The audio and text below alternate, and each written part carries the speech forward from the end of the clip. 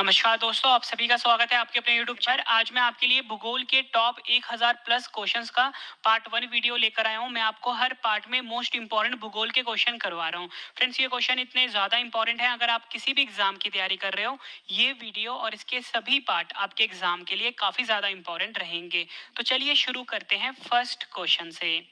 First question है हमारा, पृथ्वी की भूपरिटि जिसे कि हम क्रस्ट भी बोलते हैं का आधा भाग किस खनिज से बना होता है? सही आंसर है ऑप्शन बी, फेल्ड्सपर। पृथ्वी की जो भूपरिटि होती है जिसे कि हम क्रस्ट भी बोलते हैं, उसका आधा भाग जो होता है वो फेल्ड्सपर से बना होता है। फ्रेंड्स, अगर हम बात कर रहे हैं प्रतिशत में, फ्रेंड्स ये 41% से लेके 50% तक इसका कंपोजिशन होता है। ठीक है, मोस्ट इंपॉर्टेंट क्वेश्चन है आपके एग्जाम के लिए। फ्रेंड्स, अगर हम बात करें पृथ्वी की, हमारा जो पृथ्वी होता है फ्रेंड्स, उसकी जो मेनली 3 परतें होती हैं, या आप बोल सकते हो मेनली जो होता है ये 3 लेयर्स का होता है। सबसे जो ऊपर वाली लेयर होती है ना फ्रेंड्स, सबसे ऊपर वाली जो लेयर होती है, इसी को हम भूपर्वती कहते हैं, या फिर आप बोल सकते हो इसको हम बोलते हैं क्रस्ट। क्या बोलते हैं? क्रस्ट परत बोलते हैं या भूपर्वती परत बोलते हैं। इसकी नीचे जो फ्रेंड्स परत आता है ना, इसकी कुछ इस तरह से मैं डायग्राम बना रहा हूँ। ठीक है, जो अंदर वाली परत होती है इसको हम बोलते हैं कोर। ठीक है, और फ्रेंड उसके ऊपर वाला जो हिस्सा होता है, ठीक है, ऊपर वाला जो हिस्सा जो होता है यहाँ ये वाला, इसको हम बोलते हैं मेंटल। ठीक है, मतलब ये 3 लेयर होते हैं हमारे पृथ्वी के। और मैंने आपको बताया कि जो हमारा क्रस्ट होता है यानी भूप्रटी होता है, इसका आधा भाग जो होता है ये फेल्ड्सपर खनिज से मिलकर बना होता है। काफी बार एग्जाम में पूछा गया क्वेश्चन है। नेक्स्ट क्वेश्चन कर लेते हैं, कौन सा तत्व पृथ्वी की प्रवृत्ति के द्रव्यमान का 46.6% है? सही आंसर इसका ऑप्शन सी, ऑक्सीजन। ऑक्सीजन तत्व जो है ये पृथ्वी की प्रवृत्ति यानी क्रस्ट के द्रव्यमान का 46.6% होता है। फ्रेंड्स, ये दोनों क्वेश्चन जो मैंने आपको करवाए हैं, दोनों क्वेश्चन आपके एग्जाम के लिए काफी ज्यादा इंपॉर्टेंट रहेंगे। फ्रेंड्स, यहाँ पे ना बात हुई है ऑक्सीजन की। ऑक्सीजन जो होता है फ्रेंड्स, इसका सिंबल होता है O, और इसका अगर हम परमाणु क्रमांक की बात करें फ्रेंड्स, वो होता है 8। ये भी आपने याद रखना है, और ये पृथ्वी की प्रवृत्ति के द्रव्यमान का 46.6% होता है। नेक्स्ट क्वेश्चन कर लेते हैं, ज्वालामुखी से निकले पिघले लावा के ठोसीकरण से बनी चट्टान किसका उदाहरण है? सही आंसर इसका ऑप्शन सी, बेसाल्ट चट्टान के उदाहरण है। ज्वालामुखी से निकले पिघले लावा के जो ठोसीकरण से बनी चट्टान होती है वो बेसाल्ट चट्टान का उदाहरण होती है। फ्रेंड्स, मैं आपको फोटो से समझाता हूँ। फ्रेंड देखो, ये है ज्वालामुखी। ठीक है, ये ज्वालामुखी जो है फ्रेंड्स, ठीक है, ज्वालामुखी जब ठंडा होगा उसके बाद जो फ्रेंड जो चट्टान बनेगी ना, ये इसी चट्टान की बात कर रही है, हो रही है यहाँ पे। तो हमसे पूछा गया है कि कौन सी चट्टान होती है, तो फ्रेंड्स ये बेसाल्ट चट्टान होती है। ये आपने याद रखना है, इंपॉर्टेंट क्वेश्चन है। और फ्रेंड्स, आपसे एग्जाम में क्वेश्चन और पूछा जाता है कि कभी भी जब ज्वालामुखी फटने वाला होता है तो हमारे जो वातावरण में कौन सी गैस रिलीज होती है, तो आपका आंसर होगा रेडॉन गैस रिलीज होती है। ठीक है, ये भी आपने याद रखना है। और आपसे एग्जाम में पूछा जाता है फ्रेंड्स, ये जो कप वाला आकार आकार होता है ज्वालामुखी का, इसे क्या बोलते हैं? तो फ्रेंड इसको हम बोलते हैं क्रेटर। ठीक है, ये आपने याद रखना है। जो कप वाला आकार होता है, कप वाला मुख होता है ज्वालामुखी का, उसको हम क्रेटर बोलते हैं। ये आपने याद रखना है, इंपॉर्टेंट क्वेश्चन है। नेक्स्ट क्वेश्चन कर लेते हैं, द्वाब क्या होता है? सही आंसर है ऑप्शन सी, दो नदियों के बीच की भूमि। दो नदियों के बीच की जो उपजाऊ भूमि होती है फ्रेंड्स, उसको हम द्वाब कहते हैं। ये क्वेश्चन भी फ्रेंड्स एग्जाम में कई बार पूछा गया है। नेक्स्ट क्वेश्चन कर लेते हैं, वायुमंडल की सबसे निचली परत को डैश कहते हैं? सही आंसर है ऑप्शन ए, ट्रोपोस्फेयर कहते हैं। ट्रोपोस्फेयर को हिंदी में हम बोलते हैं क्षोभ मंडल। क्या बोलते हैं? क्षोभ मंडल बोलते हैं। और ये वायुमंडल की सबसे निचली परत होती है। फ्रेंड्स, ये चीज मैं आपको फोटो से समझाता हूँ, आपको और अच्छे से समझ में आएगा। फ्रेंड देखो, ये हमारा पृथ्वी है। ठीक है, ये हमारा पृथ्वी है। ठीक है, सबसे ऊपर वाली जो परत होती है इसी को हम कहते हैं ट्रोपोस्फेयर। और हमसे क्वेश्चन में यही पूछा गया था कि सबसे निचली परत कौन सी होती है, तो मैंने आपको बताया ट्रोपोस्फेयर होती है। ठीक है, ट्रोपोस्फेयर के जब ऊपर जाओगे फ्रेंड्स, वो आ जाता है फिर स्ट्रेटोस्फेयर। स्ट्रेटोस्फेयर को हिंदी में हम बोलते हैं फ्रेंड्स समताप मंडल। ठीक है, समताप मंडल के ऊपर आ जाता है मेसोस्फेयर। मेसोस्फेयर के ऊपर आता है थर्मोस्फेयर, फिर आ जाता है एक्सोस्फेयर। ठीक है फ्रेंड्स, ये 5 परतें हैं हमारे वायुमंडल की।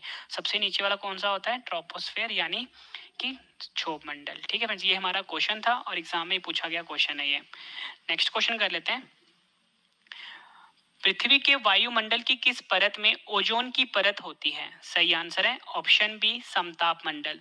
पृथ्वी के वायुमंडल में जो ओजोन परत होता है फ्रेंड्स, ये समताप मंडल में होता है। और मैंने आपको बताया था फ्रेंड्स, ये जो स्ट्रेटोस्फेयर है ना, ये वाला जो लेयर है, इसी को हम समताप मंडल बोलते हैं हिंदी में। इंग्लिश में बोलते हैं स्ट्रेटोस्फेयर और हिंदी में बोलते हैं समताप मंडल। और पृथ्वी के वायुमंडल में इसी परत में ओजोन परत पाई जाती है। और आप सभी को पता है फ्रेंड्स, ये ओजोन परत होता है, ये हमारे लिए बहुत ज़्यादा इंपॉर्टेंट परत है, क्योंकि ये सूर्य से जो अल्ट्रा वायलेट रेज आती है यानी पैरामैग्नेटिक किरणें आती है, जो कि हमारे शरीर के लिए काफ़ी ज़्यादा खतरनाक होती है, उनसे हमें बचाती है ये ओजोन परत। ठीक है, ये भी आपने याद रखना है।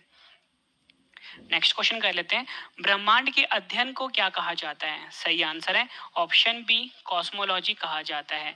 ब्रह्मांड का जो अध्ययन होता है फ्रेंड्स, यानी स्टडी ऑफ यूनिवर्स जो होता है, उसे हम कॉस्मोलॉजी कहते हैं। ये क्वेश्चन भी आपके एग्जाम के लिए काफी इंपॉर्टेंट है। नेक्स्ट क्वेश्चन कर लेते हैं, मोस्ट इंपॉर्टेंट है ये। विश्व के महासागरों में किस महासागर का सर्वाधिक चौड़ा महाद्वीपीय शेल्फ है? सही आंसर है ऑप्शन ए, आर्कटिक महासागर। आर्कटिक महासागर जो है, ये विश्व के महासागरों में सबसे चौड़ा इसका जो महाद्वीपीय शेल्फ है।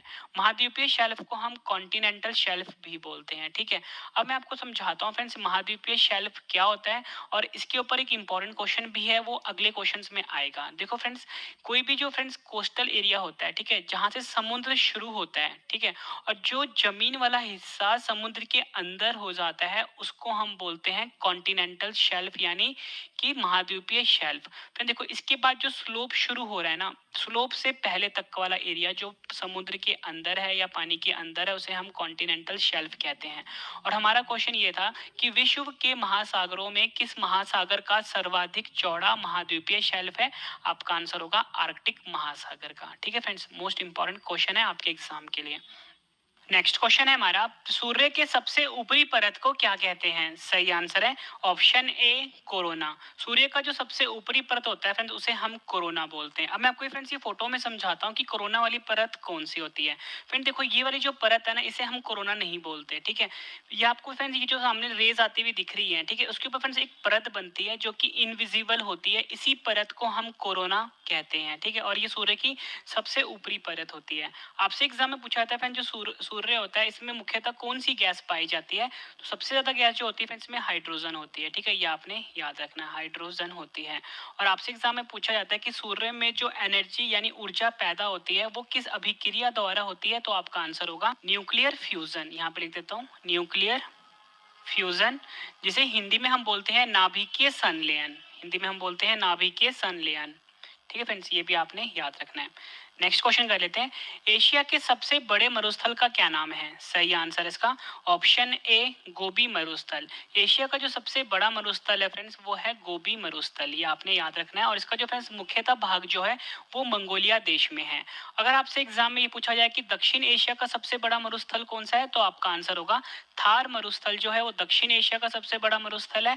अगर पूरे एशिया की बात करता है, तो गोबी मरुस्थल जो है, ये एशिया का सबसे बड़ा मरुस्थल कहलाता है। मोस्ट इंपॉर्टेंट क्वेश्चन है ये। नेक्स्ट क्वेश्चन है हमारा, विश्व की सबसे लंबी भूमि सीमा किन दो देशों के बीच है? सही आंसर है ऑप्शन डी, कनाडा और यूएसए। कनाडा और यूएसए के बीच में विश्व की सबसे लंबी भूमि सीमा है। इंपॉर्टेंट क्वेश्चन रहेगा आपके एग्जाम के लिए। फ्रेंड्स, ये चीज मैं आपको मैप से समझाता हूँ। फ्रेंड्स, ये मैंने आपके सामने वर्ल्ड का मैप बनाया हुआ है। ठीक है, अब यहाँ पे फ्रेंड्स आप ध्यान से समझना।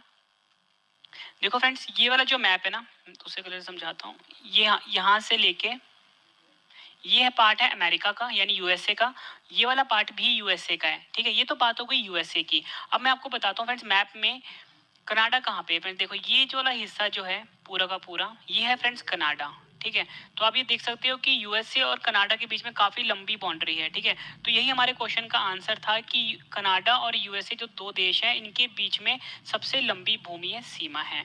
बात हुई फ्रेंड्स यहाँ पे कनाडा की। कनाडा की राजधानी ओटावा है। अगर आपसे एग्जाम में पूछा जाए कि कनाडा और यूएसए की जो बाउंड्री है यानी सीमा है, इसकी लंबाई कितनी है, तो आपका आंसर होगा 8,891 किलोमीटर। ठीक है फ्रेंड्स, ये भी आपने याद रखना है, इंपॉर्टेंट क्वेश्चन है।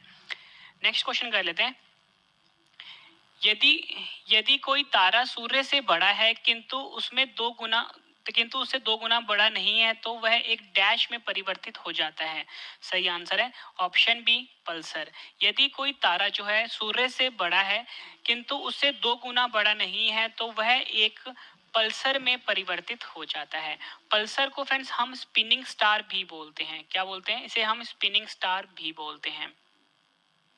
नेक्स्ट क्वेश्चन कर लेते हैं, तारामंडल सप्तऋषि को पश्चिमी निवासी किस नाम से जानते हैं? सही आंसर है ऑप्शन बी बिग डिपर। तारामंडल जो सप्तऋषि है इसे पश्चिमी निवासी जो है वो बिग डिपर के नाम से जानते हैं। नेक्स्ट क्वेश्चन कर लेते हैं। सौरमंडल के बाहर सिरिस नामक चमकीले तारे को डैश भी कहते हैं? सही आंसर है ऑप्शन ए डॉग स्टार। सौरमंडल के बाहर जो सिरिस नाम का चमकीला तारा होता है उसे डॉग स्टार के नाम से भी जानते हैं। फ्रेंड्स आपको क्वेश्चन का लेवल देख के पता लग गया होगा, सभी क्वेश्चन जो है एग्जाम ओरिएंटेड है। अगर आप किसी भी एग्जाम की तैयारी कर रहे हो, चाहे वो यूपीएससी है, पीसीएस है, स्टेट एग्जाम है, रेलवे एग्जाम है या डिफेंस एग्जाम है, सीडीएस, एनडीए, पटवारी, पुलिस या कोई भी स्टेट एग्जाम है, फ्रेंड्स सभी के लिए ये वीडियो काफ़ी ज़्यादा इंपॉर्टेंट है। उसके बाद जो मैं नेक्स्ट पार्ट लेकर आऊँगा वो भी आपके लिए काफ़ी इंपॉर्टेंट रहेगा। नेक्स्ट क्वेश्चन कर लेते हैं। सूर्य के सबसे बाहरी परत को क्या कहते हैं? फ्रेंड्स ये क्वेश्चन आपको ऊपर करवा चुका हूँ मैं। सही आंसर है option D corona. Next question कर लेते हैं। सूर्य के चमकीले भाग को क्या कहते हैं? सही आंसर है ऑप्शन ए फोटोस्फेयर। फोटोस्फेयर जिसे कि हम प्रकाश मंडल भी बोलते हैं, ये सूर्य के चमकीले भाग को कहा जाता है। ये क्वेश्चन भी एग्जाम में कई बार पूछा गया है। नेक्स्ट क्वेश्चन कर लेते हैं। विषुव जिसे कि हम इक्विनॉक्स भी बोलते हैं तब होता है जब सूर्य लंबवत डैश के ऊपर होता है? सही आंसर है इसका ऑप्शन सी भूमध्य रेखा के। विषुव यानी इक्विनॉक्स तब होता है जब सूर्य जो होता है ये लंबवत होता है भूमध्य रेखा के। फ्रेंड्स आपको ये पता होना चाहिए कि जो भूमध्य रेखा होता है इसे हम इक्वेटर भी बोलते हैं। क्या बोलते हैं?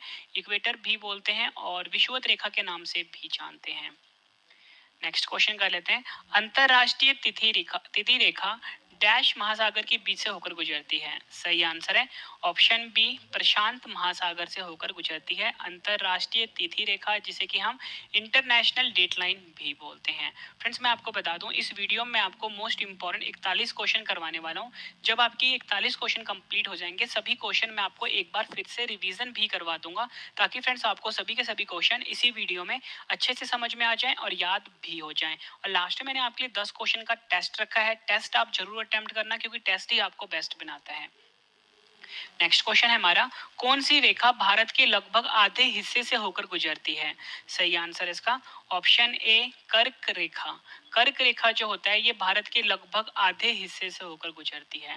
फ्रेंड्स यहाँ पे ना बात हुई है कर्क रेखा की। कर्क रेखा को हम ट्रॉपिक ऑफ कैंसर भी बोलते हैं। क्या बोलते हैं? Tropic of cancer. मैं आपको ये चीज मैप से समझाता हूँ और आपसे एग्जाम में क्वेश्चन और पूछा जाता है कर्क रेखा का, कि इसकी जो अक्षांश नंबर होता है वो कितना होता है। तो फ्रेंड्स 23.5 जो है ये अक्षांश नंबर है कर्क रेखा का। आपसे एग्जाम में पूछा जाता है कि कर्क रेखा भारत के कितने राज्यों से होकर गुजरती है? तो फ्रेंड्स आपका आंसर होगा कर्क रेखा जो है ये भारत के 8 राज्यों से होकर गुजरती है। अब हम मैप से समझते हैं कि ये 8 राज्य कौन से हैं। मैप को मैं जूम करता हूँ, ठीक है फ्रेंड्स, ये भारत का मैप है, ठीक है। और जो कर्क रेखा है ये भारत के बिल्कुल सेंटर से होकर गुजरती है, कुछ इस प्रकार से, ठीक है, जैसे मैं ड्रॉ कर रहा हूँ आपके सामने, ठीक है, कुछ इस प्रकार से। सबसे पहले फ्रेंड्स ये निकलती है गुजरात से, ये गुजरात का मैप आ गया, ठीक है। गुजरात के बाद फ्रेंड्स आता है राजस्थान, ये पिंक वाला हिस्सा राजस्थान आ गया। राजस्थान के बाद फ्रेंड्स आ गया फिर मध्य प्रदेश, ठीक है, ये मध्य प्रदेश वाला हिस्सा आ गया। उसके बाद फ्रेंड्स आ गया फिर छत्तीसगढ़, ठीक है, ये छत्तीसगढ़ वाला हिस्सा भी आ गया। उसके बाद फ्रेंड्स फिर झारखंड आता है। झारखंड के बाद फ्रेंड्स फिर आएगा पश्चिम बंगाल। पश्चिम बंगाल के बाद आएगा फिर त्रिपुरा, फिर आएगा मिजोरम। मतलब फ्रेंड्स ये कुल मिला के 8 राज्यों से होकर गुजरती है कर्क रेखा, ये आपने याद रखना और मैंने आपको मैप से भी समझा दिया। नेक्स्ट क्वेश्चन कर लेते हैं। डैश पृथ्वी के सबसे ऊपरी कठोर सतह है? सही आंसर इसका ऑप्शन बी लिथोस्फेयर। लिथोस्फेयर जो होता है ये पृथ्वी के सबसे ऊपरी कठोर सतह को हम कहते हैं। नेक्स्ट क्वेश्चन कर लेते हैं। भारत में सबसे छोटा दिन कब होता है? फ्रेंड्स ये क्वेश्चन एग्जाम में 2 तरीके से पूछा जाता है, मैं आपको समझाता हूँ, पहले मैं आपको इसका आंसर बता देता हूँ। सही आंसर है ऑप्शन बी 22 दिसंबर। भारत में जो सबसे छोटा दिन होता है फ्रेंड्स वो 22 दिसंबर में होता है, ठीक है। अब देखो फ्रेंड्स जो हमारा पृथ्वी होता है वो 2 गोलार्ध में बटा हुआ है, ठीक है। एक होता है ऊपर वाला होता है उत्तरी गोलार्ध, नीचे वाला जो होता है फ्रेंड्स इसे हम कहते हैं दक्षिणी गोलार्ध, ठीक है। और हमारा भारत फ्रेंड्स यहाँ पे है कुछ, ठीक है, कुछ इस जगह पे है। तो हमसे पूछा गया कि भारत में सबसे छोटा दिन कब होता है, आपका आंसर होगा 22 दिसंबर को होता है। अगर आपसे एग्जाम में पूछा जाए कि उत्तरी गोलार्ध में सबसे छोटा दिन कब होता है, तब भी आपका आंसर 22 दिसंबर ही होगा, क्योंकि भारत जो है ये उत्तरी गोलार्ध में स्थित है, ठीक है। दोनों क्वेश्चन एग्जाम में पूछे जाते हैं, दोनों क्वेश्चन का आंसर सेम रहेगा। अब नेक्स्ट क्वेश्चन कर लेते हैं। उत्तरी गोलार्ध में वर्ष का सबसे लंबा दिन कब होता है? सही आंसर है ऑप्शन ए 21 जून। 21 जून को उत्तरी गोलार्ध में वर्ष का सबसे लंबा दिन होता है। और मैंने आपको बताया उत्तरी गोलार्ध में ही भारत स्थित है। अगर आपसे एग्जाम में पूछ लें कि भारत में वर्ष का सबसे लंबा दिन कब होता है, तब भी आपका आंसर 21 जून ही होगा। ठीक है फ्रेंड, दोनों क्वेश्चन एग्जाम में पूछे जाते हैं। जितने भी क्वेश्चन आपको इस टाइप के अभी करवा रहा हूँ, जैसे ऊपर मैंने आपको करवाया, ठीक है, कि भारत में सबसे छोटा दिन कब होता है, यानी उत्तरी मतलब उत्तरी गोलार्ध में सबसे छोटा दिन कब होता है, तो आपका आंसर 22 दिसंबर होगा। ठीक है, उत्तरी गोलार्ध में वर्ष का सबसे लंबा दिन कब होता है, और या आप बोल सकते हो भारत में वर्ष का सबसे लंबा दिन कब होगा, आंसर 21 जून है। ठीक है फ्रेंड्स, दोनों क्वेश्चन एग्जाम में पूछे जाते हैं। नेक्स्ट क्वेश्चन कर लेते हैं, दोनों गोलार्ध पर समान दिन या रात इन दिनों में होते हैं? सही आंसर है ऑप्शन ए 21 मार्च और 23 सितंबर। 21 मार्च और 23 सितंबर को दोनों गोलार्ध में समान दिन या रात होते हैं। इंपॉर्टेंट क्वेश्चन रहेगा आपके एग्जाम के लिए। नेक्स्ट क्वेश्चन कर लेते हैं, जब ग्रेफाइट चट्टानें रूपांतरित होती हैं तो उनसे क्या बनता है? सही आंसर है ऑप्शन डी नीस। फ्रेंड्स, आपको इंग्लिश में वर्ड भी याद रखना है, इसकी स्पेलिंग है GNEISS, जिसमें जी साइलेंट है, यानी नीस जो है, जब ग्रेफाइट चट्टानें रूपांतरित होती है तो उनसे बनता है नीस। ये आपने याद रखना है। नेक्स्ट क्वेश्चन कर लेते हैं, संगमरमर डैश की एक कायंत्री चट्टान है? आंसर है ऑप्शन ए चूने का पत्थर। संगमरमर जो है ये चूने के पत्थर का एक कायंत्री चट्टान है।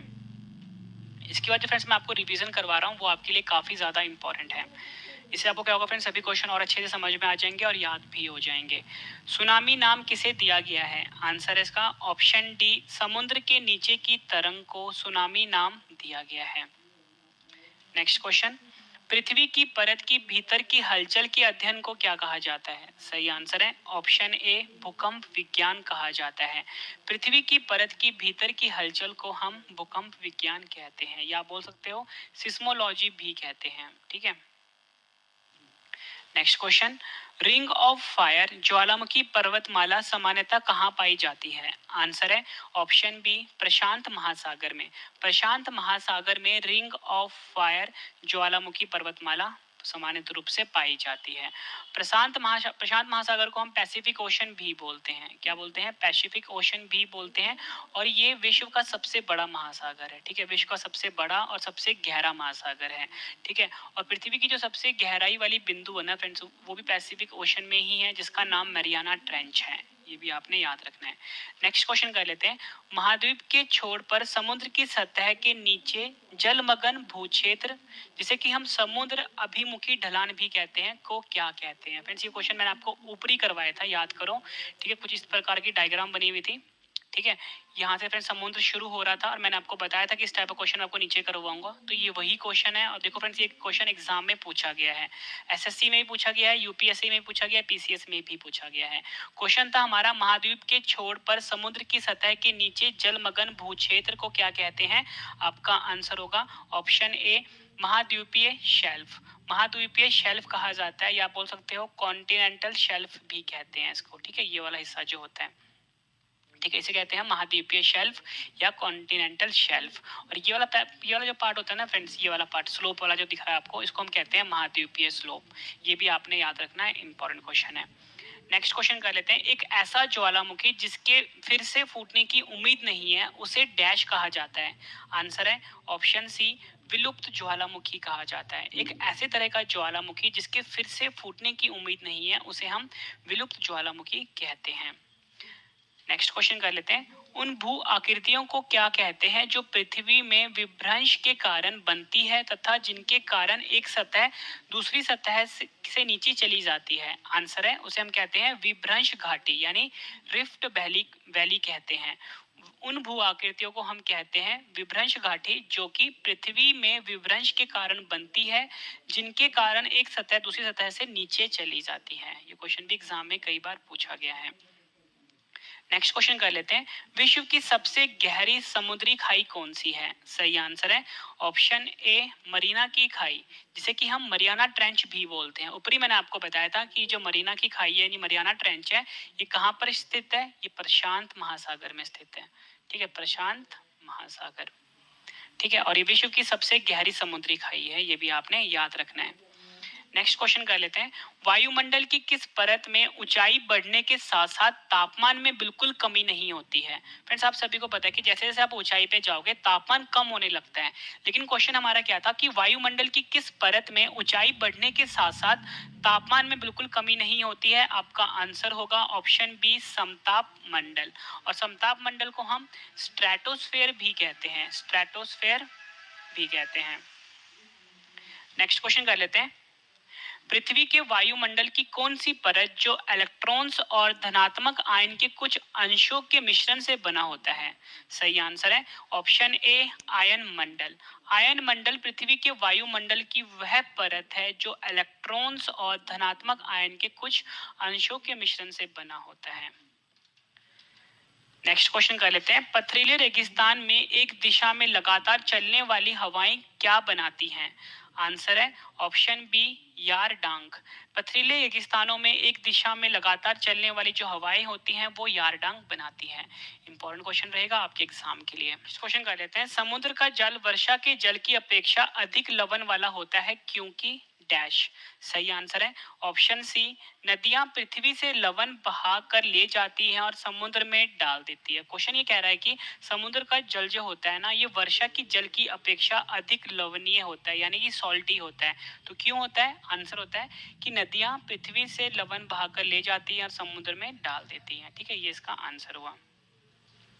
नेक्स्ट क्वेश्चन कर लेते हैं, ये भी मोस्ट इंपॉर्टेंट क्वेश्चन है ये, बारिश और हिमपात एक साथ होने की अवस्था को क्या कहते हैं। आंसर है ऑप्शन बी, स्लीट कहा जाता है।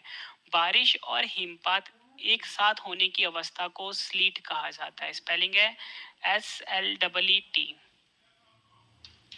नेक्स्ट क्वेश्चन कर लेते हैं, हिंद महासागर की सबसे गहरी खाई कौन सी है। आंसर है ऑप्शन बी, जावा खाई। जावा खाई जो है हिंद महासागर की सबसे गहरी खाई है। और मैंने आपको बताया था फ्रेंड्स, प्रशांत महासागर की सबसे गहरी खाई है उसका नाम मरियाना ट्रेंच है। ठीक है, वैसे ही हिंद महासागर की जो सबसे गहरी खाई है उसका नाम जावा खाई है। दोनों क्वेश्चन एग्जाम में पूछे गए हैं।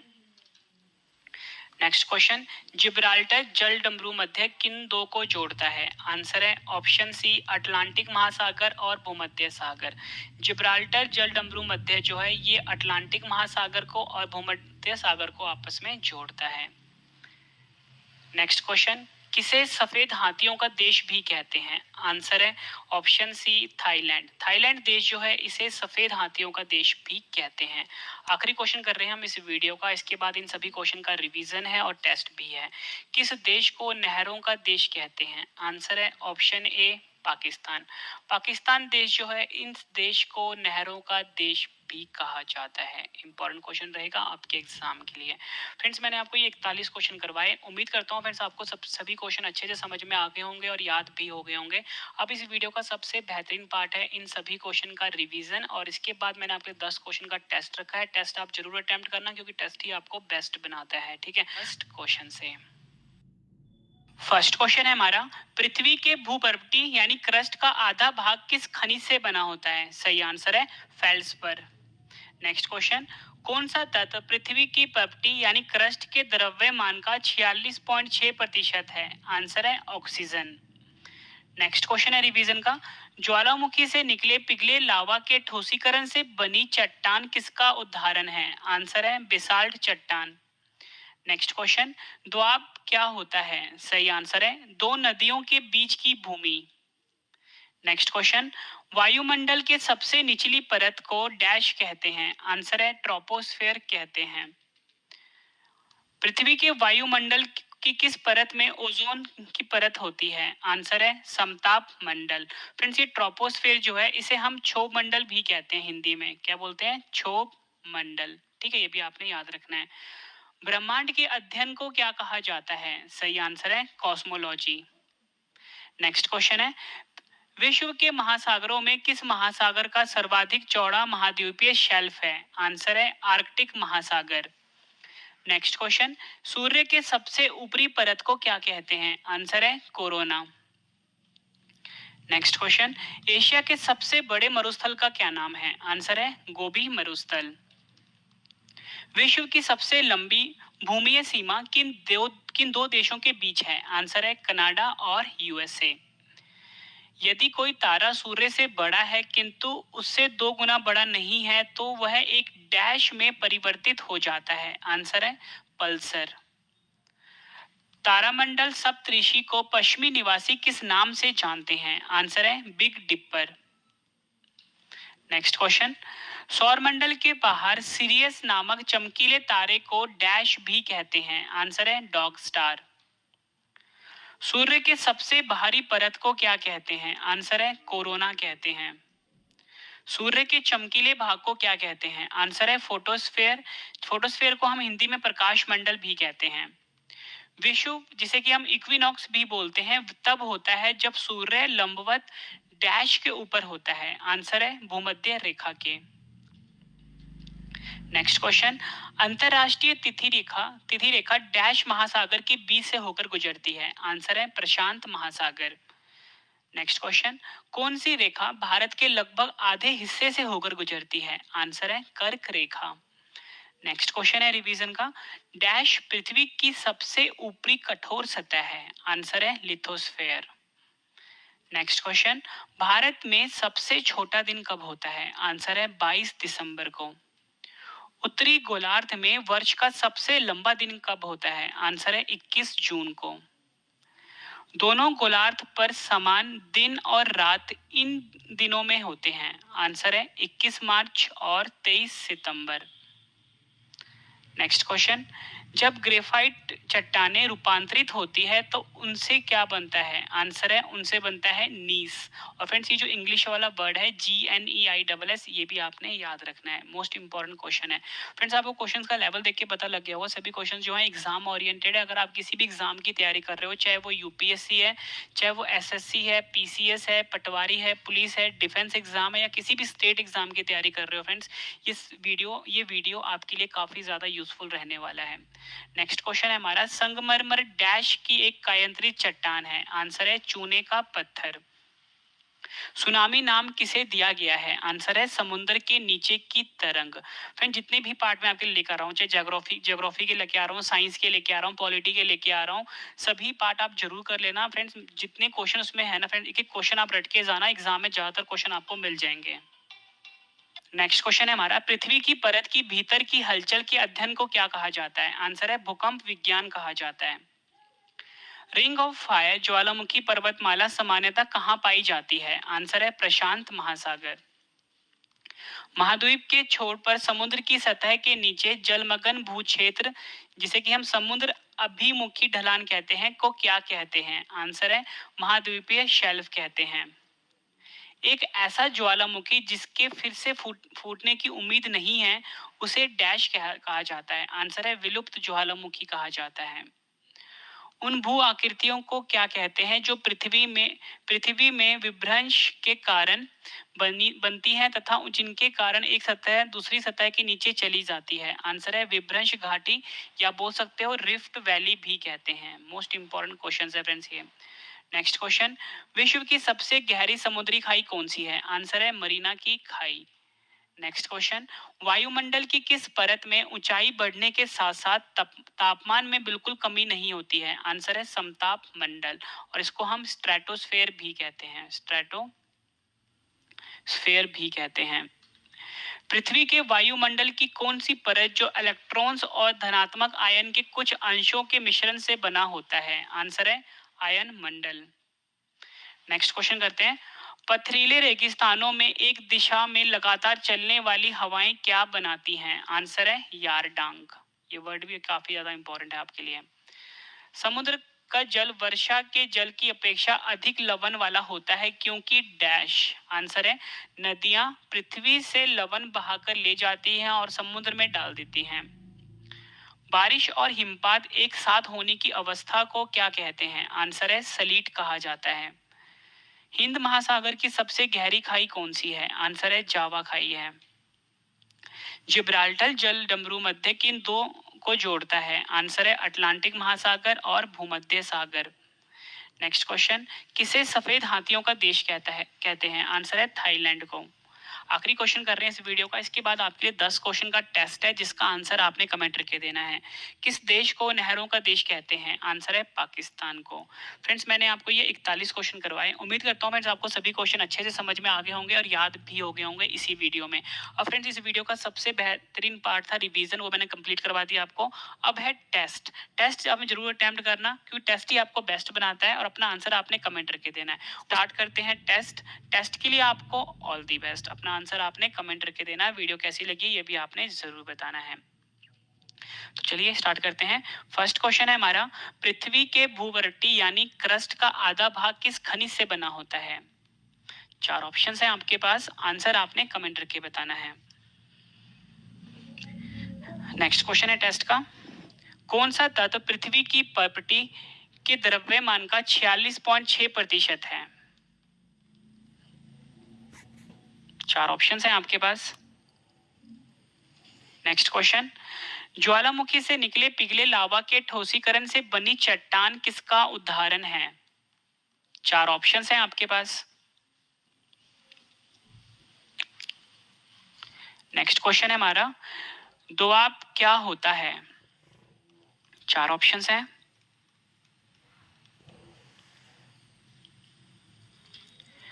वायुमंडल की सबसे निचली परत को डैश कहते हैं? आंसर आपने कमेंट करके देना है। पृथ्वी के वायुमंडल की किस परत में ओजोन की परत होती है? फ्रेंड्स अगर आपको ज्यादा टाइम चाहिए आप वीडियो को पॉज करके टाइम ले सकते हो।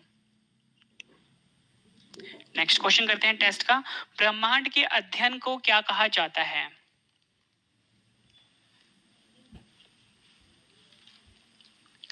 विश्व के महासागरों में किस महासागर का सर्वाधिक चौड़ा महाद्वीपीय शेल्फ है? आंसर आपने कमेंट करके देना है। सूर्य के सबसे ऊपरी परत को क्या कहते हैं? आंसर आपने कमेंट करके बताना है। आखिरी क्वेश्चन कर रहे हैं टेस्ट का, एशिया के सबसे बड़े मरुस्थल का क्या नाम है?